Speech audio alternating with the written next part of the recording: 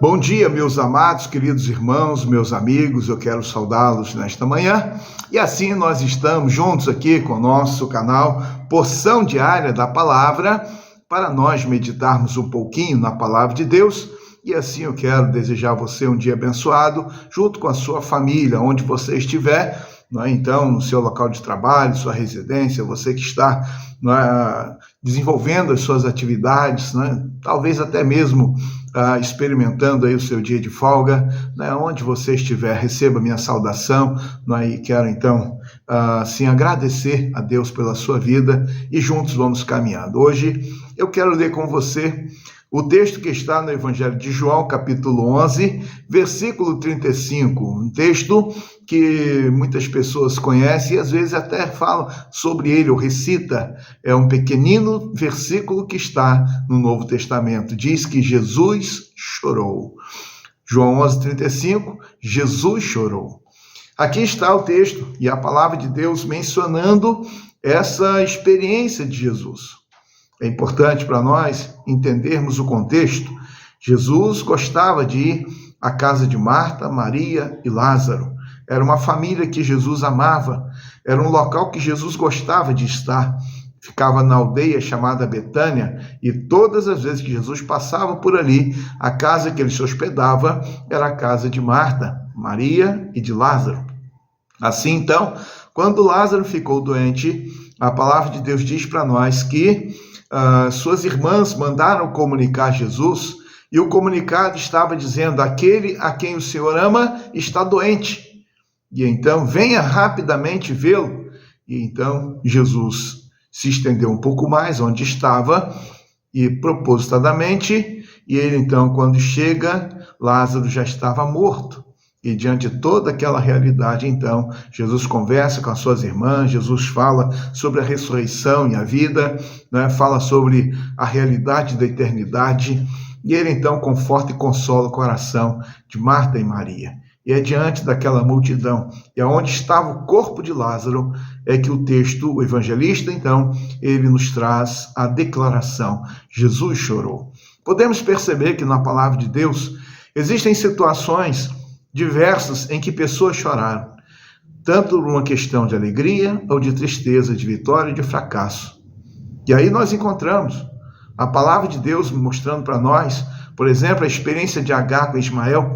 Agar ficou profundamente entristecida ao ser mandada embora da casa de Abraão, despedida com seu filho Ismael, e então ela ficou um pouco distante, ali angustiada, e numa experiência que ela diz que ficou para ver a morte do seu filho, e ali então ela expressa toda a sua realidade. Um outro momento importante, a vida de uma mulher chamada Ana, estava amargurada, angustiada, sofrendo demais, ali estava sendo humilhada, e em meio àquele contexto, uma mulher que não gerava filhos era uma mulher amaldiçoada. E Ana queria ter filhos, queria dar filhos ao seu esposo, e ela não conseguia. Um dia, ela derramou o seu coração, ela chora diante do Senhor. Ela chora diante do Senhor, abre o seu coração completamente diante de Deus, pedindo que Deus pudesse lhe dar um filho. E aquele choro, então a sua oração, o seu quebrantamento, e como resposta, ela gerou um filho chamado Samuel. Deus lhe deu outros filhos ainda, então uma bênção na vida de Ana. Ana é um exemplo que mostra para nós o choro que proveio de uma experiência dura, difícil, mas ao mesmo tempo ela pôde experimentar do outro lado a realidade da conquista da vitória. Podemos perceber na vida de Noemi, uma mulher que ficou marcada também pelo sofrimento. Em pouco tempo perdeu seu esposo, seus filhos, ficou desamparada, sozinha, e agora então ela regressa da terra de Moabe, voltando para Belém, e então ela saiu radiante, voltou completamente destruída, e assim aquela mulher chora também a sua realidade, ela até mesmo diz: olha, me chame de Mara, porque a mão do poderoso Deus está sobre mim. Então vemos a experiência difícil de Noemi, mas quando passa todo o livro ali, são 4 capítulos de Ruth, e chega ao final lá quando Ruth se casa com Boaz, tem um filho, não é, que nasce então Obed, e aí as mulheres começam a exaltar a realidade de vida de Noemi. Deus assim então abençoou e através de Ruth lhe deu então uma descendência e ela fica feliz, extasiante, não é? Então vemos, não é, como que as realidades, não é, do choro presente na dinâmica da vida. E assim nós vamos vendo, não é, a realidade de pessoas, não é, que diante de Deus abre o seu coração e chora. No Novo Testamento nós temos a marca de choro. E eu gostaria de lembrar você, um dos discípulos de Jesus, um daqueles que ficou muito próximo de Jesus, teve grandes experiências com Jesus. E de repente, no momento que Jesus está sendo julgado, Jesus está sendo torturado, e ele estava no pátio vendo, ouvindo tudo que estava acontecendo. E quando ele foi denunciado, e ali então, 3 vezes, ele negou Jesus. E quando ele negou Jesus, uma vez que Jesus já tinha o advertido sobre isso, e então, a palavra de Deus diz que Jesus olhou para ele, e ele ficou tremendamente entristecido, saiu dali, e ele chorou copiosamente. Chorou, chorou, chorou, e ali então, com uma tristeza profunda na sua alma, porque havia negado o Senhor Jesus. E aí nós temos exemplos na palavra de Deus, mostrando para nós, em diferentes situações, pessoas que da mesma forma como eu e você, choraram por experiências difíceis que tiveram que enfrentar. Eu e você também. Também nós somos marcados pelas experiências diversas. E da mesma forma, a presença do choro também está em nós. E aí nós vamos ouvir o salmista dizendo: o choro pode durar uma noite, mas a alegria vem pela manhã. O choro pode durar uma noite, mas a alegria vem pela manhã. Então nós somos marcados por essa realidade. Talvez você esteja chorando, talvez você já chorou, talvez você, mais à frente, estará livre do choro. O povo de Deus na Babilônia, eles penduraram as harpas, eles sentaram e começaram a chorar. E eles choravam porque estavam vivendo como escravos na Babilônia. Neemias, quando viu a realidade do povo, templo, muro, tudo destruído, o povo vivendo no desprezo, e aí senta, chora, chora, chora. Então, o choro faz parte da dinâmica da nossa vida.